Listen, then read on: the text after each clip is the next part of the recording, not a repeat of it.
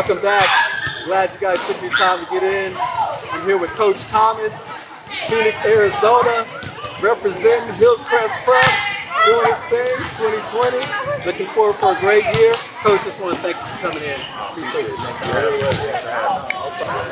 So, of all the things people do, like I'm always really impressed that the people are very successful. You've been very successful. Talk about what made you want to be a coach, or what got you, where did you start at? I started out, like I said, New York. Came out of high school there, went to junior college in Colorado, and moved on to a Division I in Texas. And then from there, I was always in love with the game. And so I had coaches that helped me, grabbed me by the bootstraps and taught me. And when I had the opportunity to do it, I started coaching in North Carolina in high school, AAU. And when this opportunity presented itself here, it was just a no-brainer. I love to do it. I love being around the guys, and it keeps me young a little bit, And so that's my background. So at Hillcrest Prep right now, you've been coaching. You've been in this whole, I guess, at Hillcrest Prep. How many years now? This is going on my 5th year. 5th year? Yep. Wow. And what aspects? You've been many levels. Yes. So to me, thus far, this is the highest level of basketball. And again, like I said, we've been successful. We've had our growing pains, and you work through situations, but it has been a blast. The people you meet, like yourself, and the different things that come along, opportunities for these kids, these tournaments, these ventures. It's just wonderful. Yes. How is recruiting now? Talk about the kids and the competitiveness.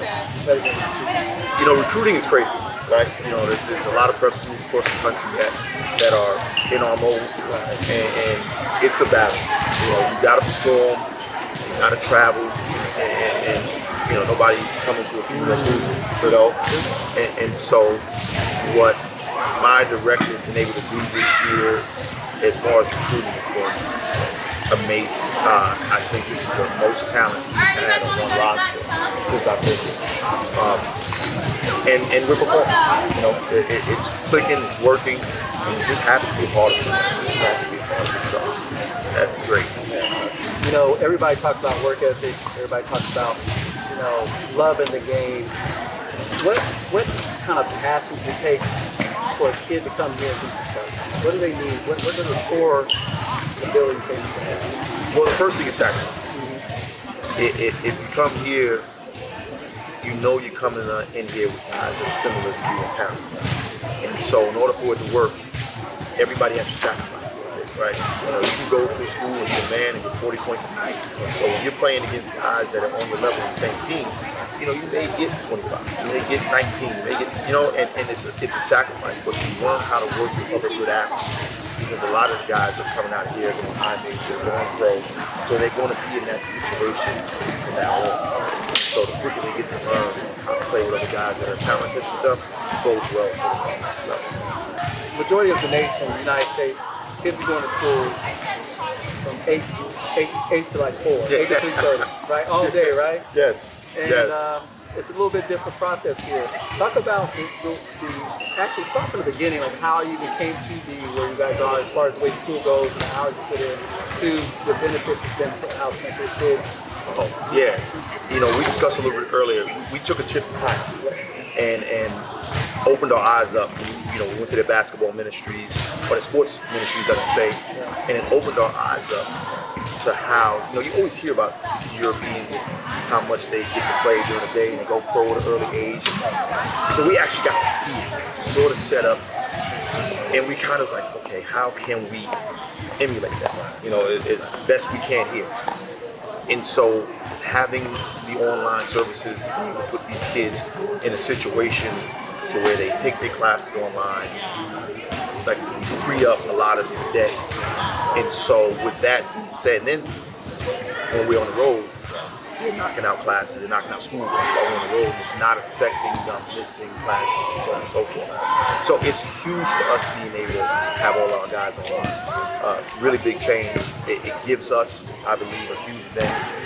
The kids love it because they're not tied to a classroom for 8 hours straight, and that's tough. You know, I got my own kids, and you know, keeping them still in the house when they were younger is rough. You know, getting to sit down for 15 minutes. So this kind of fits what we need to do to be able to travel, but they also get the educational piece in a way that they can digest it better, where they're not stuck behind a table 8 hours a day. So it helps them. Well, it's really impressive to me. Me and Spivey sat and watched practice earlier on. We're trying to get it a little earlier so you guys see a little bit of it. It's amazing what these guys are doing out here. A lot of talent. And the coach is doing a great job. But what was really, really impressive to me, because you know, the top athletes want to play. Top athletes want to score. Top athletes have that little kind of that selfish-ish, you know, I'm the man type mentality, right? But watching you guys practice, it seemed like everybody kind of was on the same plane, right? Like, didn't start out like that. Yeah, okay. But that's what I was going to ask you. Yeah, how do you take these guys and like elite, right? And then you put them in this right here, this box, right? Listen, I'm glad you wasn't here for those days. I'm glad there was no cameras rolling. Right. You know, you get these alphas in here, and what happens is during the early parts of the season, early practices, you know, you get in here, and it is what it is. The alphas are showing. And this is where I'm at in the food chain, right? And so there's many battles. It's rough. It gets rugged. You know, we got to separate them sometimes, and you know, and as those practices go on, they kind of figure it out. But what happens, the magic happens when you play something else, right? So all those battles and all those little wars, everybody trying to get there, move up in the pecking order. Now you play somebody else. And now they realize after you play somebody else a couple of times, oh, okay, I'm gonna need this guy. Right? Oh yeah, and I'm gonna need him. And we can't beat this team by ourselves, right? By myself. And so that's when the magic happens. And you watch, you know, I watch it year after year, right? And we always get some alphas in, and they have to go through that process year after year. And so once you start seeing it happen, quicker it happens, you're like, okay, yeah, good, right? So, like I said, that process is ugly to watch because sometimes it's bad basketball early, and then once that transition happens and it smooths out, they realize they need each other, they work together more, and then they bond.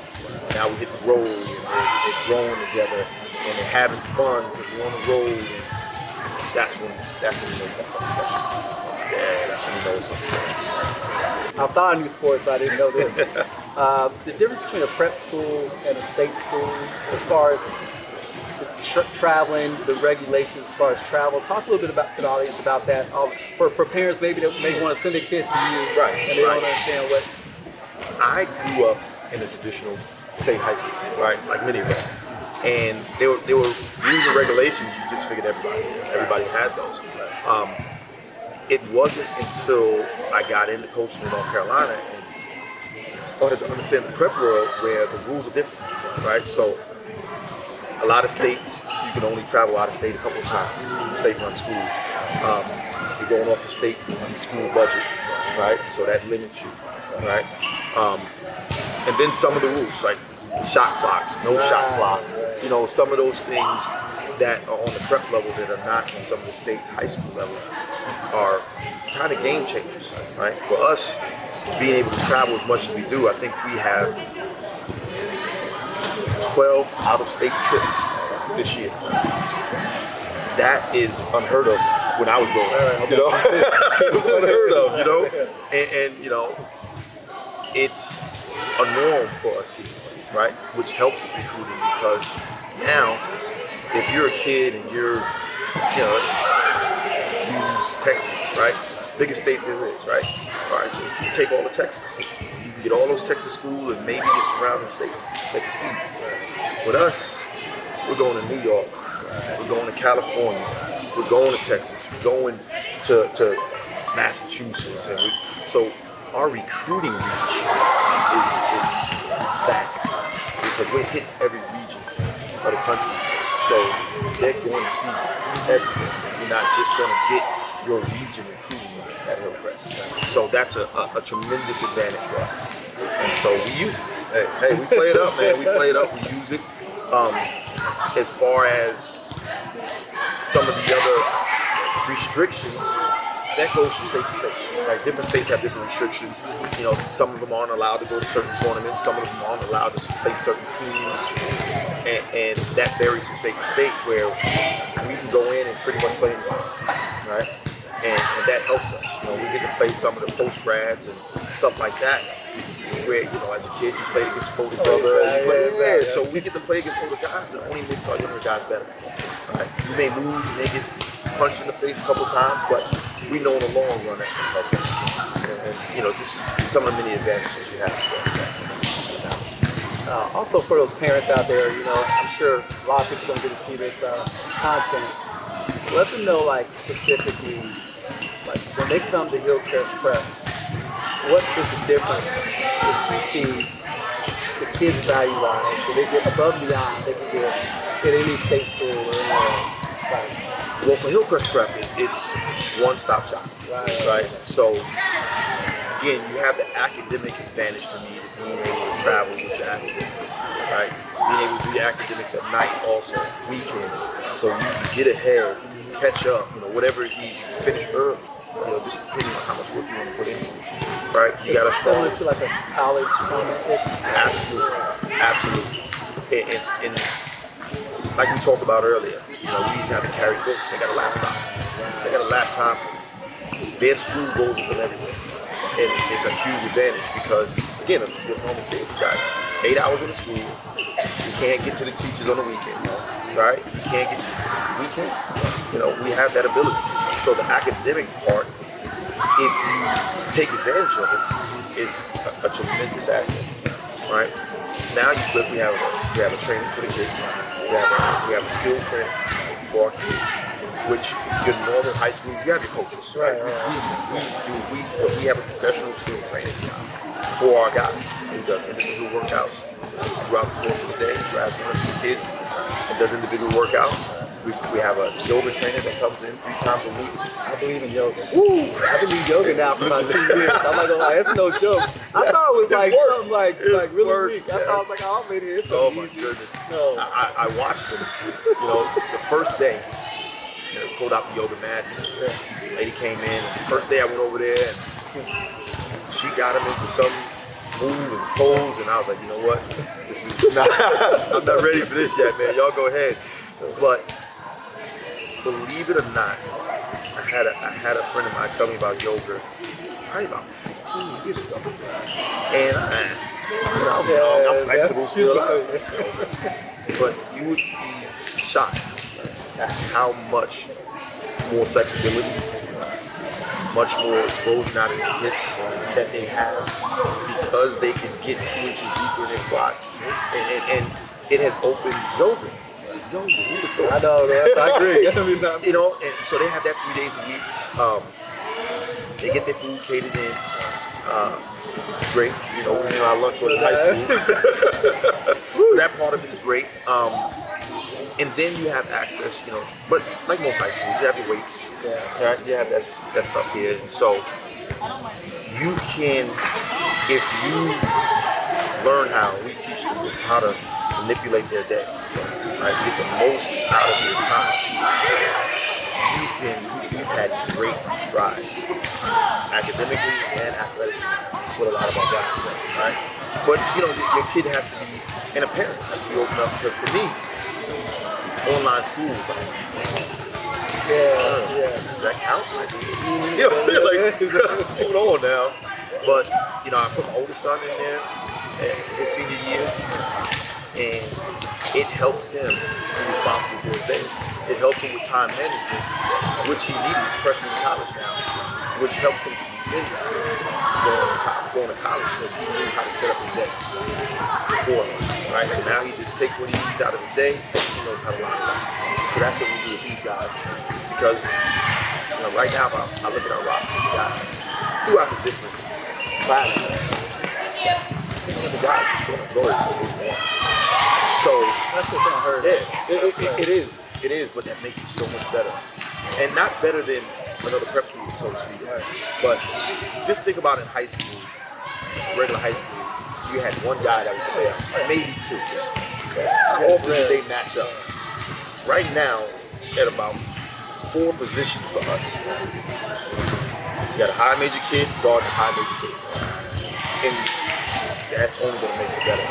That's only going to make it better. It may be a freshman that's a high major, but it's going to make it better having a guard, a sophomore, junior, or senior that's a high major. Only going to make it better. So there's not a lot of schools that can duplicate that.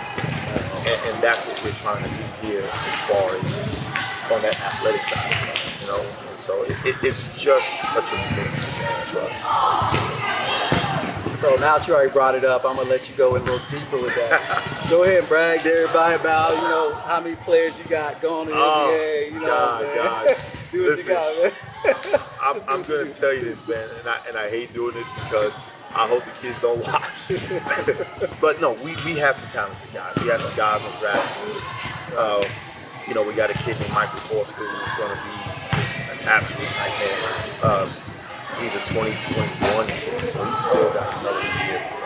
6'10", 230, just a beast. Dalen Terry, one of our seniors, another high major kid on draft boards, 6'7" point guard. I mean, just, he's a handful. Keon Edwards, another 2021, 6'8", shooting guard.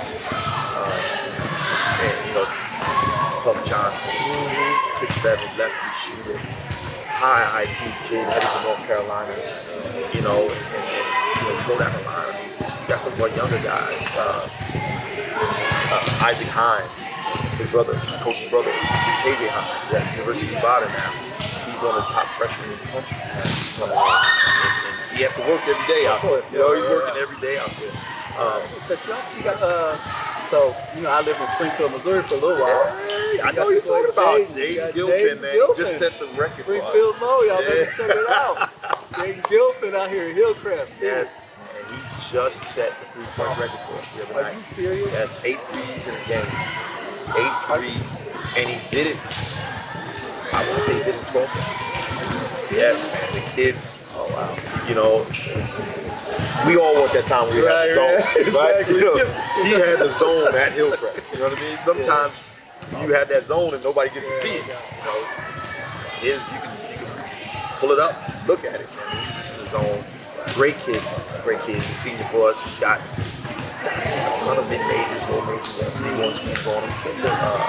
And so for him, man, it's just gonna matter. Keep working hard.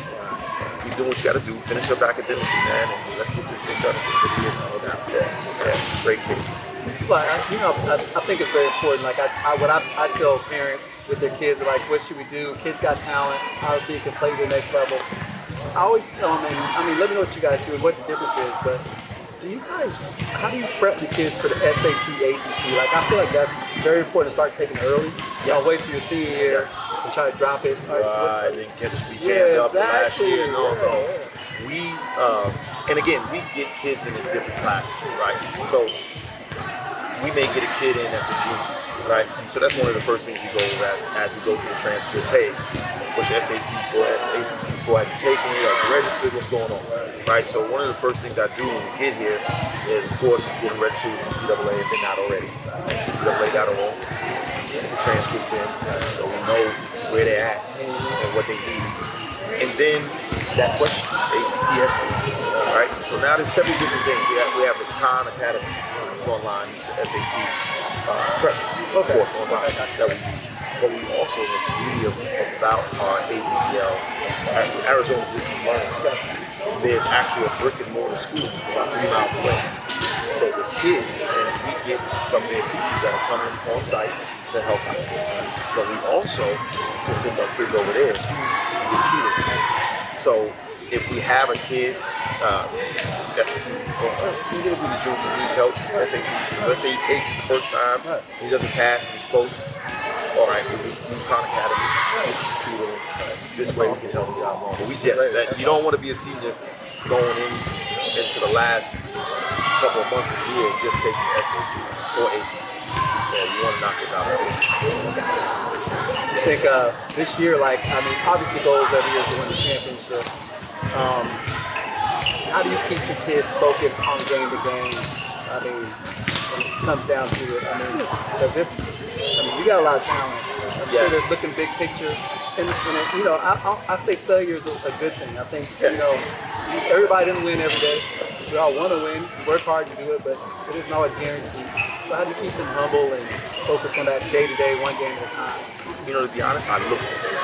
I look for things in individual players, individual scenarios. You know, we got guys in here, so let's say you may be a 5-star sophomore, right? But you got a 5-star senior ahead of you, right? Now we're gonna battle it out on the floor, and you may not win that battle, right? So that's a whole really experience for some of these kids, right? They used to being the guy. Now I got it. Sometimes a kid may know how to take it, right? Tighten his belt, go to work. Sometimes kids struggle with that, right? Now I gotta walk them through that as a coach, right? I gotta walk them through. This is what you need to do. This is what you need to do, right? Some of these things you may have been taken for granted. These are going to be some of the things that help you compete better against that 5-star team. So I use scenarios as I see my group, right? See what they're lacking in, see what the individual kid is lacking in. And I use these scenarios to motivate, right? Yeah, I look for things. That's one of the things for me, because it is, you know, you play. Right? You know, sometimes there's that alpha that better than you, no doubt. Right? Yeah, sometimes there's that alpha, and sometimes it's a hard pill to swallow, right? But you don't want to lose the kid, you know. You don't want to lose him, so I think great ways. The game's changed a lot, you know. Kids-wise, when we grew up, how things work. A lot of different things, like in the air, around in the ears, and these phones nowadays. I mean, that's really, really changed the game. So, you know, me having that digital marketing background and company, I like to hear, like, how has social media helped or hurt just recruiting? We'll talk about the aspects of it, but let's start with just that recruiting-wise, social media. Social media has been great for us. Because we go to so many events and we're covered by several different social media avenues, that you're going to see us at some point. If you play the game, you're going to see us at some point, right? So that puts eyes on us. And if you perform well, they're going to see it. You know, like us growing up, we can have a 40-point game in the back there. Nobody know about it for the people in the gym. But with us, you do well, but there's a flip side. Right? You do bad. You know what I mean? But as far as recruiting, social media has been huge for us. On the backside of this, as you know, NCAA decided, and it's not finalized, we know, but it's a possibility the players will get paid for their likeness, right? You know what? So I mean, we're recruiting and all that. Yeah. Tell me something. And I didn't mean to cut you off, but I knew where you was headed because the kids know about it. Right. They're talking about it, right? And I know it's just getting into the early works. And I remember Ed O'Bannon. He was the one pushing for this 10, 15 years ago. And now his work is taking ground. It's grown. Right, yeah. Now rules are changing. People are talking about it. It's a topic of discussion. And these kids are hearing it, man.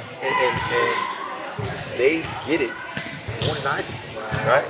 They get the social media aspect way more than I do. And so to listen to them talk about it and hear about it in the news and like you said, those whispers in your ear, I think it's great for these kids, right?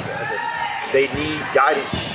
They need guidance. Right? They need the guidance in it because you know how it is, man. For every good thing, right? Yeah, it's a good thing, but some people are going to come in and take advantage of it. So they need guidance.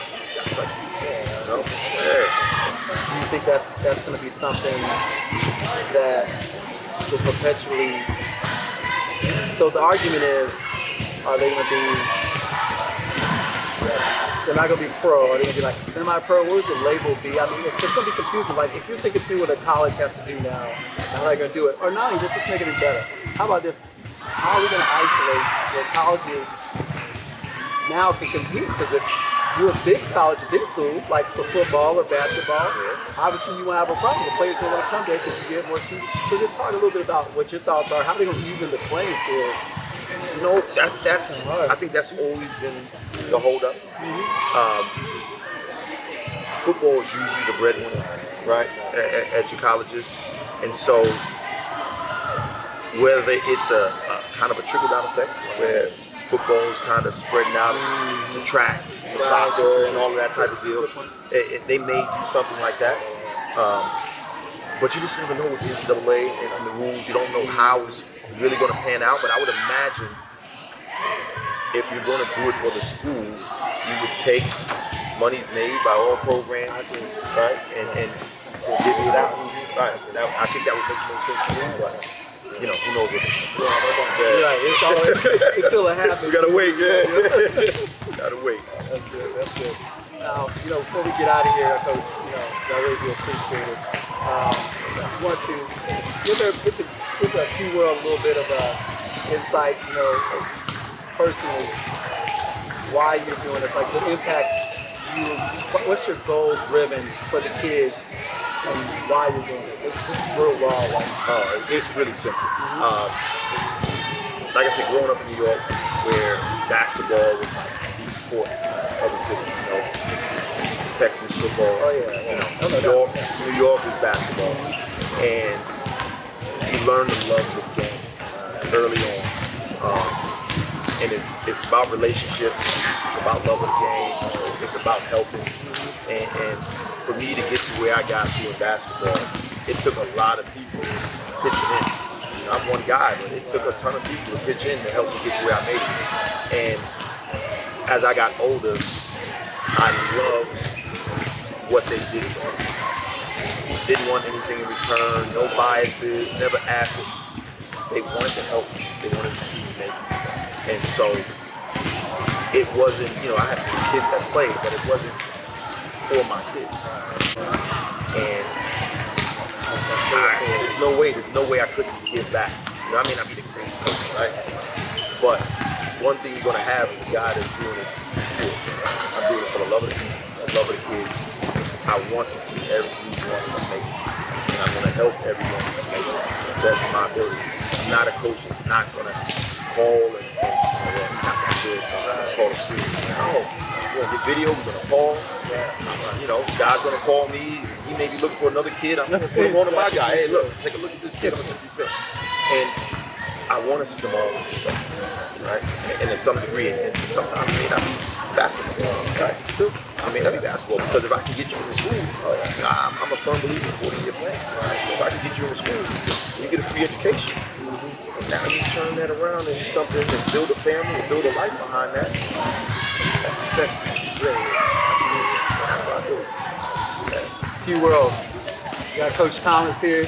We're at Hillcrest Prep. Getting it in. I hope you guys enjoyed this. Hope you guys learned something. If you have any questions or anything, always look at me. I'm at Instagram, QWorld, YouTube channels, QWorld, even my podcast is QWorld. We hope you guys enjoyed this, enjoying everything with This Is Life. Coach Thomas, I really want to thank you. When we say 1, 2, 3, QWorld, baby, all day. All day. Hey, we'll be back at you. Take care. Y'all have a good evening.